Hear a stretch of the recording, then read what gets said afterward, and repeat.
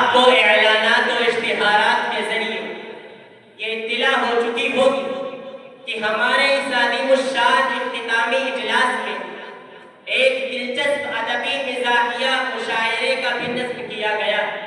میں دیکھ رہا ہوں کہ آپ کی نگاہ شوق بے صبری کے ساتھ اس لمحے کا انتظار کر رہی ہے اور گویا زبان حال سے عرض کر رہی ہے کہ لمحات انتظار کے صدیوں میں ڈھل گئے، لمحات انتظار کے صدیوں میں ڈھل گئے، اب آب ایجاد چاند ستارے پگھل گئے۔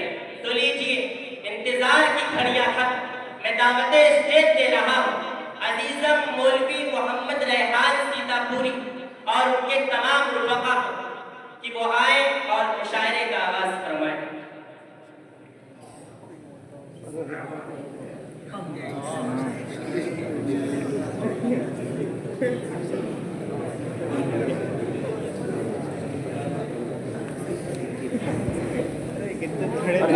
ایسی ارے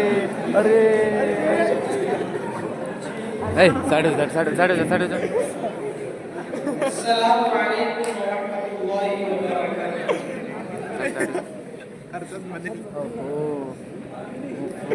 کل کو کس نے دیکھا ہے آج کا دن ہم کھوئیں گے، کل کو کس نے دیکھا ہے آج کا دن ہم کھوئیں کیوں، جن گھڑیوں میں ہنس سکتے ہیں ان گھڑیوں میں ہم روئیں گے۔ محترم معزز سامعین، زندگی زندہ دل کا نام ہے، مردہ دل کیا خارجیاں کرتے ہیں، ہنسنا زندگی کا حصہ ہے۔ کسی نے کہا ہے کہ اگر آپ اپنی ذہنی اضطراب کو ختم کرنا چاہتے ہیں تو جی بھر کر کہیں کہنے لگا دیجیے، تو آئیے دوڑتی بھاگتی اس مصروف زندگی میں کہ جہاں انسان ہنسنا تک بھول چکا ہے، اپنے اس تمثیلی مشاعرے کا آغاز اس شعر کے ساتھ کرتے ہیں کہ اپنی خوشی کے ساتھ میرا غم نبھا دو، اپنی خوشی کے ساتھ میرا غم نبھا دو، اتنا ہنسو کی آنسو نکل جائے۔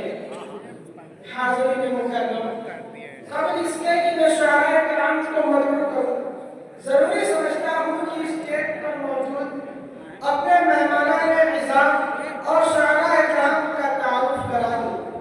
چنانچہ میرے برابر میں موجود صدارت کا جلوہ افروز ہیں مشہور مذہبی شخصیت اور تہذیبوں کے اشتراک کی برق وسیع پر چلتے ہوئے سب سے روشن چراغ حضرت مولانا سید ابجد مکی صاحب، اور دوسری جانب تشریف فرما ہے ہمارے مہمان خصوصی، ذہانتوں کو جملوں میں تبدیل کرنے کا سلیقہ جاننے والی شخصیت اور عوام کو اپنی گفتگو سے مزید ذہین بنا دینے کا شعور رکھنے والی شخصیت حضرت علامہ و مولانا سید چاشنی میاں قبلہ اشرفی الجیلانی، آپ مقام مقدس کچھوا شریف و صحیح کچوچا شریف سے تشریف لاتے ہیں۔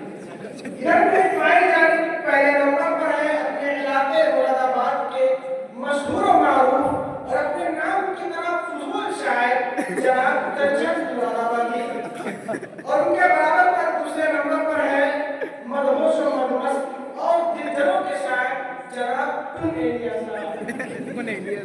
دوسری جانب پہلے نمبر پر تشریف فرما ہے مشہور ادبی شاعر جناب ڈاکٹر راحت اندوری صاحب کے بھائی جناب چاہت تنوری صاحب، اور ان کے برابر میں تشریف فرما ہے جناب محمد کلیانی۔ تو آئیے بلا تاخیر اس ادبی محفل کا آغاز کرتے ہیں اپنے شاعر جناب تنجب مراد آبادی سے اس شعر کے ساتھ، یہ خاموشی ہے کیسی میرے ساتھ، یہ خاموشی ہے کیسی میرے ساتھ، یا چھیڑ نغمہ کوئی کہ وہ مستی میں آ، جناب تنجب مراد آبادی مائک پر۔ چل مراد آبادی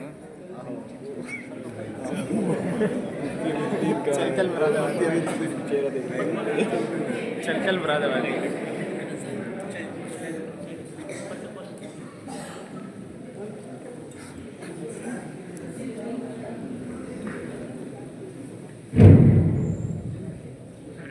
السلام علیکم ورحمۃ اللہ وبرکاتہ۔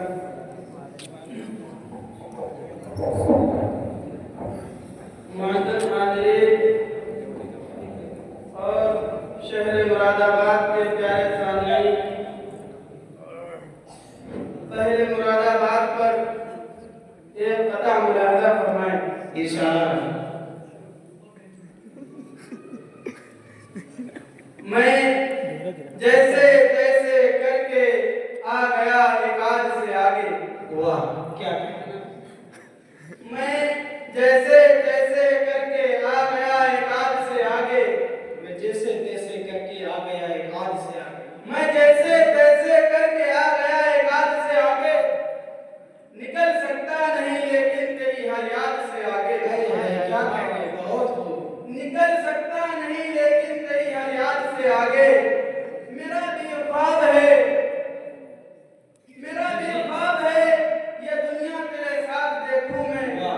میرا بھی خواب ہے یہ دنیا تیرے ساتھ دیکھوں میں. قدم بڑھتے نہیں لیکن مراد آباد سے. بہت خوب. قدم بڑھتے نہیں لیکن مراد آباد سے آگے.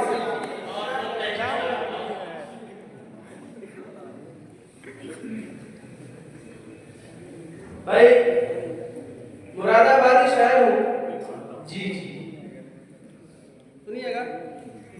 مراد آبادی شاعر ہوں تو مراد آبادی زبان میں ایک غزل ملاحظہ فرمائیں. ارشاد. جناب چاہت تندوری تھا، جہاں تندوری جناب ٹونیلیا تھا. جناب ملاحظہ فرمائیں. ارشاد.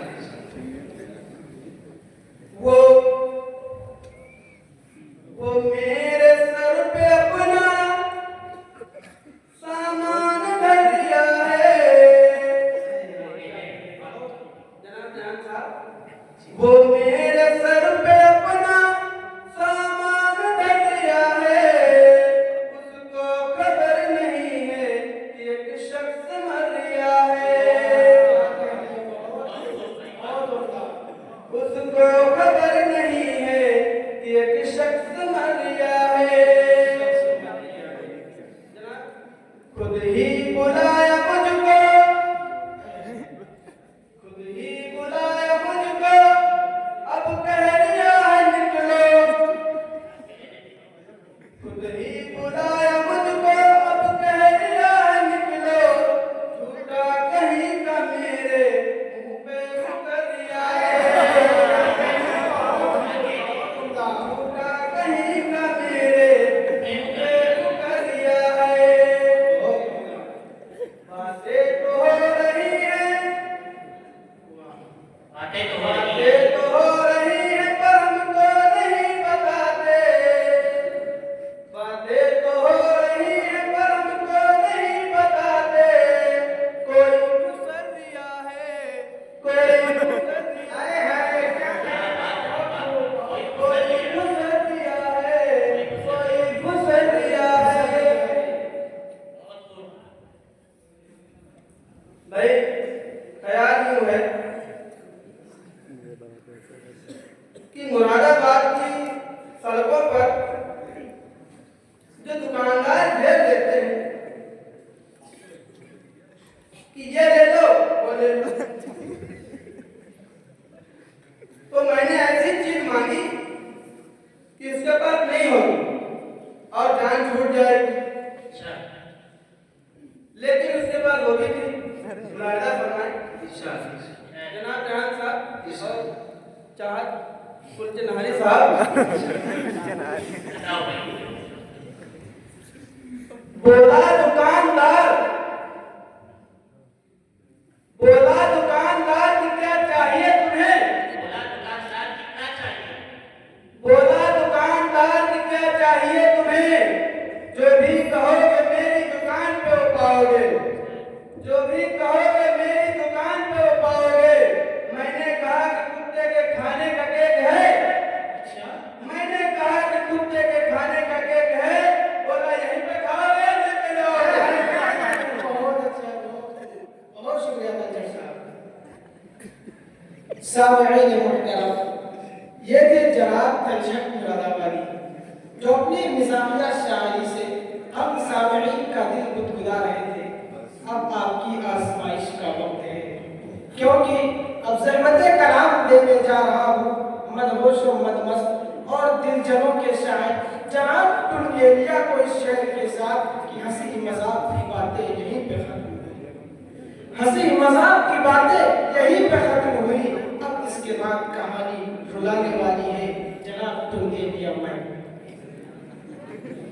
को नहीं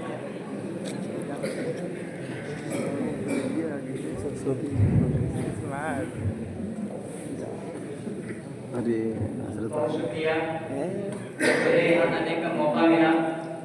वैसे शेर अर्ज करता हूँ।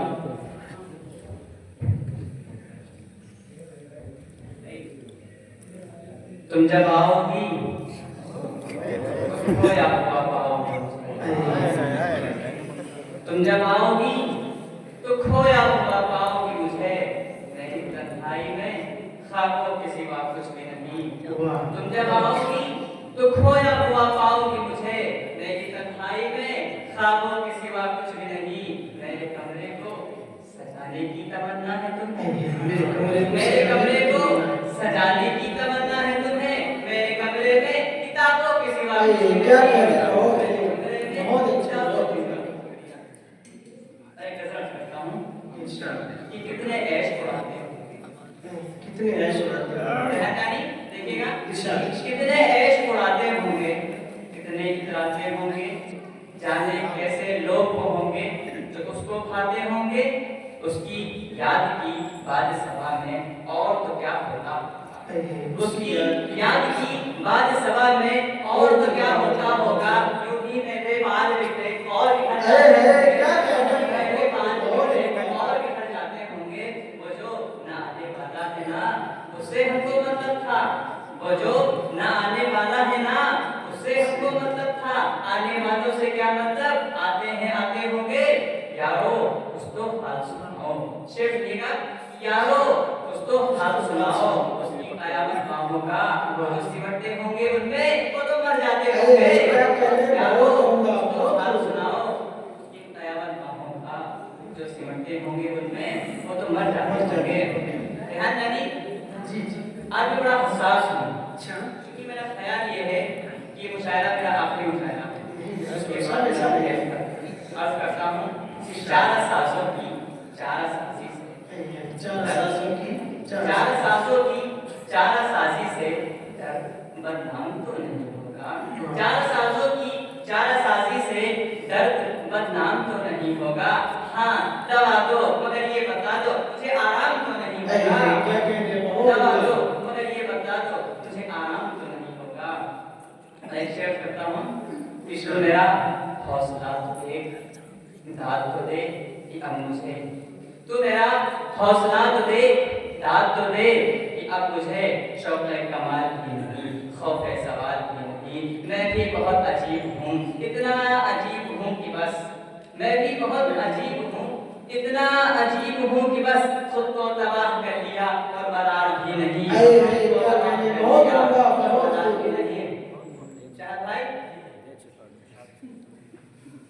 उसके पहलू से लग के चलते हैं, उसके पहलू से लेके चलते हैं। एक शेर करता हूं, उससे पहले देखिएगा कि बेदिली क्या यूं ही दिन गुजर जाएंगे, बेदिली क्या यूं ही दिन गुजर जाएंगे, सिर्फ जिंदा रहे हम तो मर जाएंगे। कितने दिलकश हो तुम, कितना दिलजू हूं मैं, कितने दिलकश हो तुम, कितना दिलजू हूं मैं। क्या सितम है कि हम लोग मर जाएंगे, क्या सितम है कि हम लोग मर जाएंगे। तुम हकीकत नहीं हो हसरत हो। यार शेर सुनो, शेर तो सुनने तो मेरे अंदर नहीं देखते हो। तुम हकीकत नहीं हो हसरत हो, हकीकत नहीं हो जो मिले ख्वाब में बदौलत हो। तुम हकीकत नहीं हो हसरत हो, जो मिले ख्वाब में बदौलत हो। किस तरह छोड़ दूं तुम्हें जाना, किस तरह छोड़ दूं तुम्हें जाना। तुम मेरी जिंदगी की आदत हो, नाश्ता नाश्ता खत्म होने वाली है, नाश्ता खत्म होने वाली है। तुम मेरी आखिरी मोहब्बत हो। क्या कहने को हो। और आपकी गजल करता हूँ कि उसके पहलू से लग के चलते हैं। ध्यान जानी शेर देखिएगा कि उसके पहलू से लग के चलते हैं हम, कहीं टालने से चलते हैं। उसके पहलू से लग के चलते हैं हम, कहीं टालने से चलते हैं। वो है जान अब हर एक पहलू की, वो है जान अब हर एक पहलू की। हम भी अब घर से कब निकलते हैं। और क्या तकल्लुफ करे ये कहने में, क्या तकल्लुफ करे ये कहने में, जो भी खुश है हम उससे चलते हैं। फिर तो चलता हूँ यार। और ये आखिरी शेर कि ठीक है खुद को हम ٹھیک ہے خود کو ہم بدلتے ہیں شکریہ مشورت کر چلتے ہیں بہت شکریہ سامعین محترم، یہ تھے عظیم شاعر جناب تلخیریہ جو اپنی زندگی کا درد اور اپنے دل کی افسردگی آپ کے سامنے پیش کر رہے تھے۔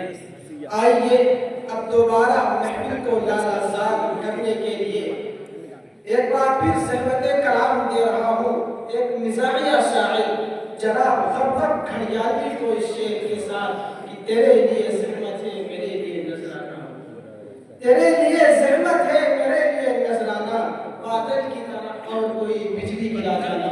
جناب غرغب کھڑیالی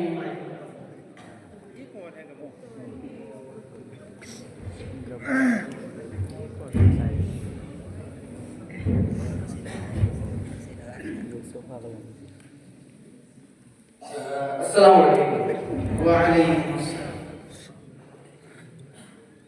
دوستو، میں آپ کے سامنے ایک غزل پیش کرنا چاہتا ہوں اور مجھے امید ہے کہ یہ غزل آپ کے دل کو چھو جائے گا۔ جی جی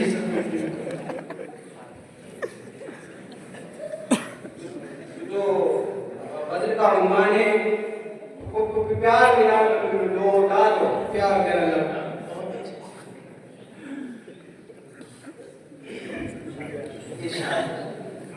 راشدہ تیرے پیار میں دیکھ کیا حال ہے، راشدہ تیرے پیار میں دیکھ کیا حال ہے، جسم ہے ناتواں کھوپڑی ٹٹال ہے، رنگ ڈھنگ تیرا دیکھ کر میں ادھر سے دنگ ہوں، رنگ ڈھنگ تیرا دیکھ کر میں ادھر دنگ ہوں، دل لگی میں کہوں اسے یا تیری چو چال ہے،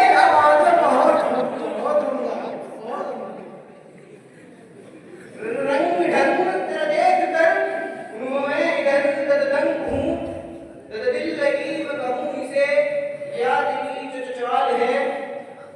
پچھلے خط میں کیا لکھا؟ پچھلے خط میں کیا پچھلے خط میں کیا لکھا کہ مشکل سے ڈھور ڈھور بھول نہیں پچھلے خط میں کیا لکھا کہ مشکل سے ڈھول ہوں، میرا خط 1.5 فٹ بھینس کی چال ہے، میں جو ہوں وہ بدنما، میں جو بدنما، میں جو ہوں وہ بدنما، تو کوئی میم ہے، میں جو ہوں وہ بدنما، تو کوئی میم ہے، تیرے ہونٹ پہ کیا بلند مونچھ کا جلال ہے،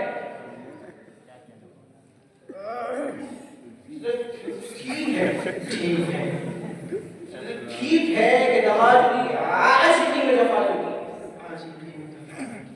ٹھیک ہے کہ دواجی عاشقی میں جفا لگی، وہ جو میرا دل تیرے پاس ہے باپ کا امال ہے، کیا بات ہے، بہت باپ کا امال ہے کیا، بہت اچھے،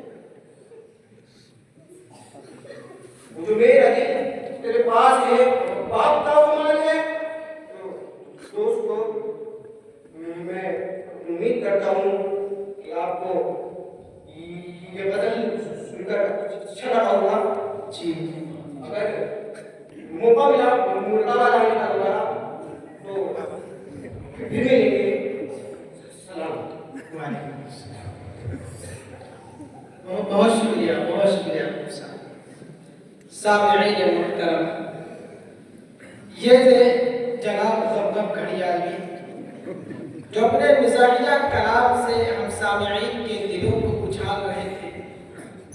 آئیے اب رخ کرتے ہیں ایسے شاعر کی جانب جو ہماری اس محفل کی جان ہے، آن اور بان ہے۔ میں دیکھ رہا ہوں کہ آپ بڑی بے صبری سے ان کا انتظار کر رہے ہیں، تو لیجئے انتظار کی گھڑی آفت آ رہے ہیں جناب ڈاکٹر راحت اندوری صاحب کے بھائی جناب چاہت تندوری صاحب۔ میں چاہت صاحب کو دعوت اسٹیج دے رہا ہوں اس شعر کے ساتھ کہ سونے والوں کو جگا دو شعر کے اعتراض۔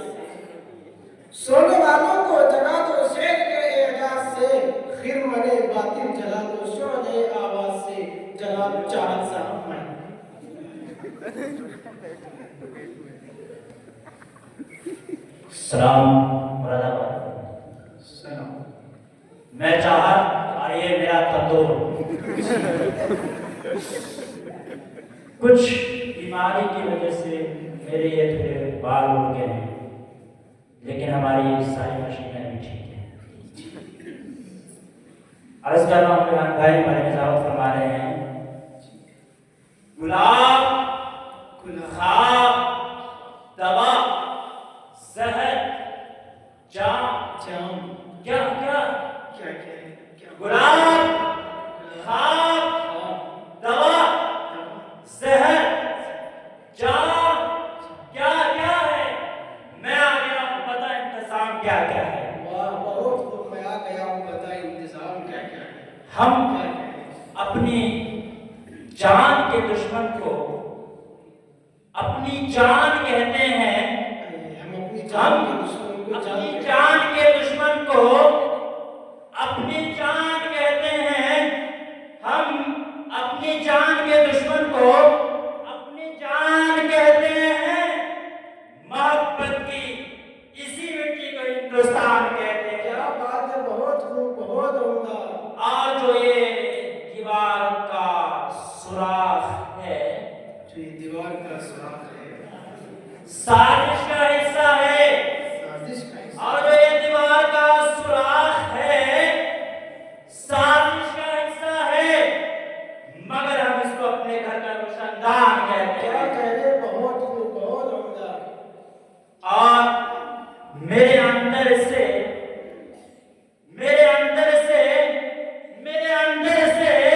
ایک ایک کر کے سب کچھ ہو گیا رخصت، مگر ایک چیز باقی ہے جسے ایمان کہتے ہیں. بہت خوب، سبحان اللہ، بہت عمدہ. عرض کر رہا ہوں، فیصلہ جو کچھ بھی ہو منصور ہونا چاہیے. فیصلہ جو کچھ بھی ہو منظور. فیصلہ جو کچھ بھی ہو منصور ہونا چاہیے. فیصلہ جو کچھ بھی ہو منصور ہونا چاہیے. جنگ ہو یا عشق ہو بھرپور ہونا چاہیے. کیا بات ہے، بہت. جنگ ہو یا عشق، عرض کر رہا ہوں کہ اگر خلاف ہے ہونے دو. اگر خلاف ہے ہونے دو. کیا بات ہے. جان تھوڑی ہے، جان تھوڑی ہے. جان تھوڑی ہے، جان تھوڑی ہے. اگر خلاف ہے ہونے دو، جان تھوڑی ہے. یہ سب وہاں ہے، کوئی آسمان تھوڑی ہے. کیا بات ہے، بہت اچھے، بہت خوب. لگے گی آگ تو آئیں گے گھر کے عزت میں. لگے گی آگ تو آئیں گے گھر کے عزت میں. یہاں پر صرف ہمارا مکان تھوڑی ہے میاں، ہمارے منہ سے جو نکلے وہی صداقت ہے. ہمارے منہ سے جو نکلے وہی صداقت ہے. ہمارے منہ میں تمہاری زبان تھوڑی ہے میاں. کیا بات ہے، بہت عمدہ. ہمارے ہمیں زبان تھوڑی ہے. بنیاد کا پتھر ہے، لیکن ہمیں گھر سے نکالا جا رہا ہے. ہمیں بنیاد کا پتھر ہے، لیکن ہمیں گھر سے نکالا جا رہا ہے. گھر سے نکالا جا رہا ہے. جنازے پر میرے دکھتے ہیں یاروں محبت کرنے والا چاہا. کیا بات ہے، بہت عمدہ، بہت خوب. بہت شکریہ چاند صاحب. سامعین محترم، ہم آپ کے تہ دل سے ممنون و مشکور ہیں.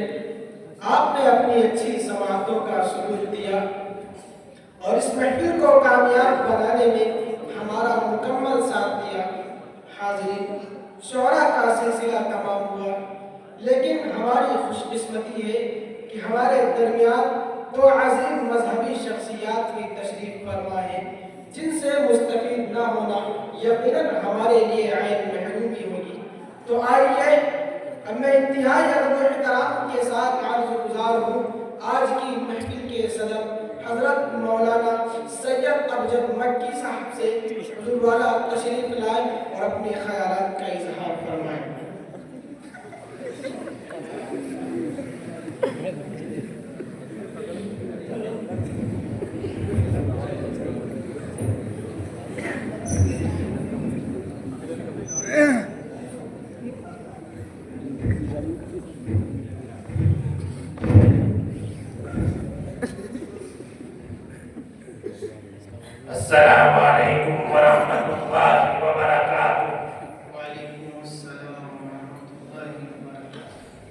बिस्मिल्लाहिर्रहमानिर्रहीम अल्हम्दुलिल्लाहि व कफ़ा व सलामुन अला इबादिहिल्लज़ीना इस्तफ़ा अम्मा बअद इन्न मिनश्शि'रि लहिक्मा औ कमा क़ाल अलैहिस्सलातु वस्सलाम। बहुत ही यादगार और बेहतरीन मुशायरा मुनाकिल हुआ है। आप तमाम हजरात मुबारकबादी के मुस्तहिक हैं। मैं आना नहीं चाहता था, मसरूफियात बहुत है, इधर तबीयत भी कुछ ठीक नहीं रहती, मगर ये लोग जबरदस्ती उठा लाए और मुशायरे का सदर बना दिया। जबकि हकीकत ये है कि भाई हमें कोई शेर वेर नहीं आता, और आए भी कैसे भाई, हम तो खुद शेर हैं। तुम ही तो कहते हो शेरे हैं, तो हम तो शिकार में महारत रखते हैं। दूर बैठा परिंदा भी 2 मिनट में लाकर आपके पास रख देंगे, लेकिन ये शेर वेर हमारे बस की बात नहीं है। हम तो बस एक पैगाम को लेकर इस मुल्क में यानी हर गली, हर महल्ले, मसाजिद और मकातिब से, मदरसों से, यानी हर प्लेटफॉर्म से पैगाम लेकर उठे हैं कि हिंदुस्तान उस वक्त तक कामयाबी और तरक्की हासिल नहीं कर सकता जब तक कि इस मुल्क में अक़लियतें महफूज नहीं रहेंगी। लेकिन ऐसा महसूस होता है कि इस मुल्क में अक़लियतों के साथ, इस मुल्क की अक़लियतों के साथ व्यवहार किया जा रहा है। हम बता देना चाहते हैं कि ये मुल्क उसी वक्त कामयाब रहेगा जब इस मुल्क के अंदर अक़लियतों के साथ भी वही सलूक होगा जो इस मुल्क की अक्सरियत के साथ होगा, वरना ये मुल्क तबाह हो जाएगा, बर्बाद हो जाएगा। अरे बाबा, हमने इस मुल्क के लिए, हमारे बुजुर्गों ने इस मुल्क के लिए कुर्बानियां दी है।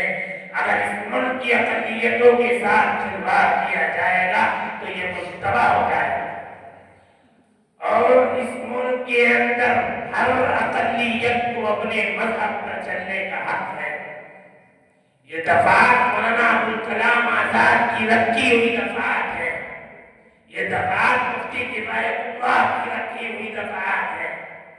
ये दफात मौलाना मदनी की रखी हुई दफात है कि इस मुल्क के अंदर हर अक़लियत अपना वो हिस्सा समझती है जो इस मुल्क के अंदर अक्सरियत का कोई फर्क अपना हिस्सा समझता है।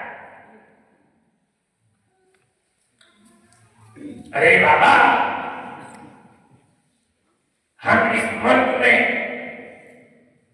अमन व अमान चाहते हैं और ऐसा महसूस होता है कि अक़लियतों के साथ साथ इस मुल्क के अंदर इस्लाम को मिटाने की कोशिश की जा रही है। मैं कहता हूं कि इस्लाम अब नहीं और इस मुल्क में नहीं बल्कि पूरी दुनिया के अंदर इस्लाम को मिटाने की कोशिश की गई। इस्लाम को मिटाने वाले आए, उनका नामो निशान मिट गया, वो मिट गए, लेकिन इस्लाम आज भी जिंदा है और कयामत तक ऐसे ही जिंदा रहेगा जैसे 1400 साल से जिंदा है। इसे जितना दबाया जाएगा ये इतना ही फूलता फलता जाएगा। अल्लाह ताला हमारे इस मुल्क की हिफाजत फरमाए। वाखिरु दावाना अनिल हम्दुलिल्लाहि रब्बिल आलमीन। सामिईन मुहतरम, अभी आप हुजूर वाला के पुरमर्स बयान से मुस्तफीद हो रहे थे। आइए अब इस मुशायरे के मेहमान खुसूसी हुजूर सैयदुल मिल्लत हजरत अल्लामा व मौलाना सैयद चाशनी मियां क़िबला अशरफी अल जिलानी को मैं इस शेर के साथ दावत देता हूँ कि आ जाओ मुस्कुरा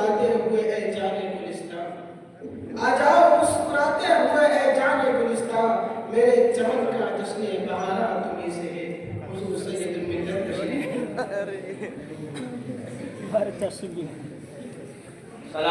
علیکم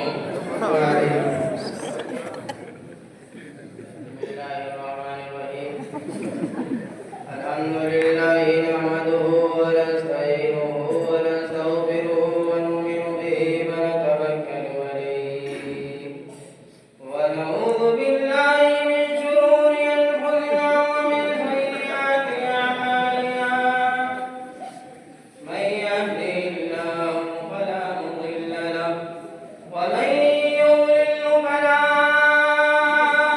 هادي له ونشهد أن لا إله إلا الله وحده لا شريك له ونشهد أن سيدنا ومولانا وحبيبنا ونبينا ورسولنا وعوننا ومولانا وكتبنا ونظامنا وسراجنا ومولانا وأشرفنا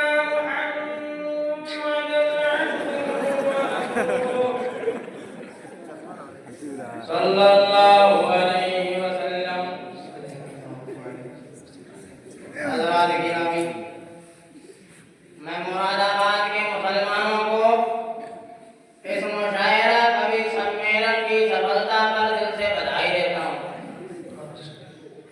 کیونکہ یہ مشاعرہ مت کبھی سمیلن نہیں ہے،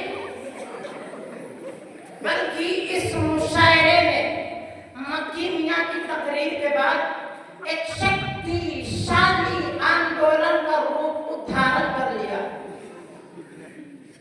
یہ کبھی سمیلن ہماری ایکتا اور اکھنڈتا کی اتنی بڑی مثال ہے کہ اس نے نہ صرف مسلمانوں کو ایک بنایا ہے بلکہ فرقہ پرستوں کو بنایا ہے.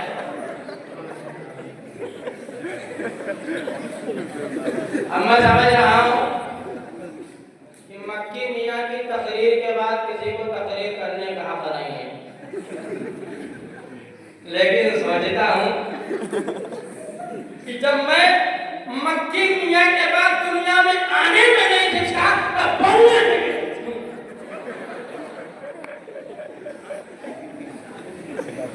بڑا خیال تھا مکی میاں کا، تو آیا ہی نہیں. جب آ ہی گیا تو نبھانا پڑے گا. معجزے اعظم کا نام حاکم الاولاد البتہ اپنے بعد کسی کو آنے نہیں دیا، اس لیے میرے بعد کوئی امید نہ رکھے، پھر تو صلاۃ و سلام ہوگا. دیکھو میں یہاں کے ماحول میں ایک بات کرنا چاہتا ہوں، بات بڑی موٹی سی ہے. سارے مشرکوں نے مل کر خانہ کعبہ کے اندر ایک بت رکھ دیا پوجا کے لیے. اب سبھی بت ایک پوج رہے ہیں، ایک ہی پوج رہے ہیں. دو سردار ٹکرا گئے کہ میں تیرے بت کو نہیں پوجوں گا، میرا الگ بت. پھر جھگڑا ہوا تو تین ہو گئے. معلوم ہوا کہ کافروں کو جھگڑے نے بتوں کو وجود بخشا ہے. اور ہم تو ایک ایسے دیش میں ہیں جہاں بتوں کی گنتی ہی نہیں. اب خانہ کعبہ سے بت نکل کر ہندوستان کی مسجدوں میں آ رہے ہیں، بلکہ یہ تو اجمیر تک پہنچ گئے. اللہ کے ولی سے پنگا لے لیا. خواجہ غریب نواز سے پنگا لے لیا. یہ خواجہ غریب نواز کون ہے؟ یہ وہی خواجہ غریب نواز ہے جسے دنیا کا کوئی راجا دبا نہ سکا. راجا مٹ گئے، خواجہ زندہ ہے.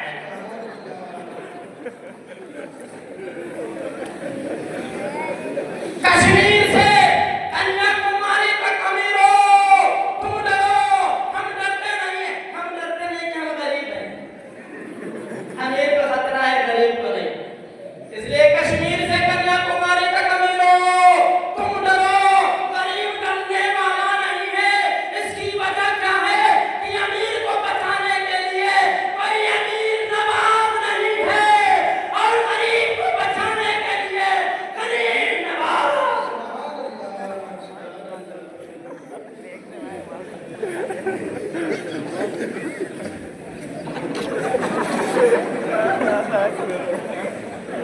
کہتے ہیں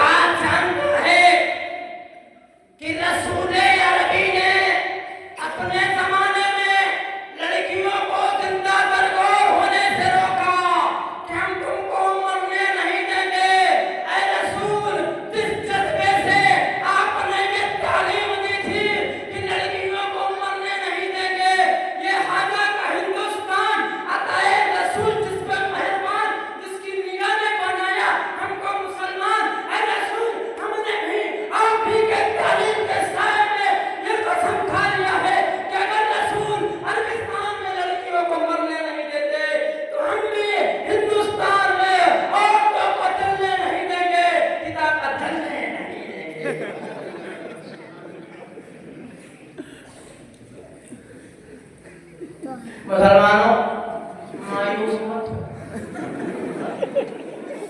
تم پر نشانات ہوتے رہیں گے، تم پر اعتراضات ہوتے رہیں گے. میں اس مشاعرے میں ایک پیغام دینا چاہتا ہوں کہ مسلمانوں تم مایوس مت ہو. لوگ آتے ہیں جاتے ہیں، آتے ہیں جاتے ہیں، گورے آئے چلے گئے، کالے بھی چلے جائیں گے. یہ آواگمن کا معاملہ ہے، آؤ جاؤ آؤ جاؤ، پر نسل رسول تک بھی تھی، اب بھی ہے اور قیامت تک رہے گی. جب تک فاطمہ زہرا کا خاندان رہے گا، بھارت میں مسلمان رہے گا.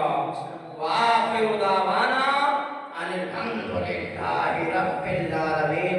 سلام علیکم.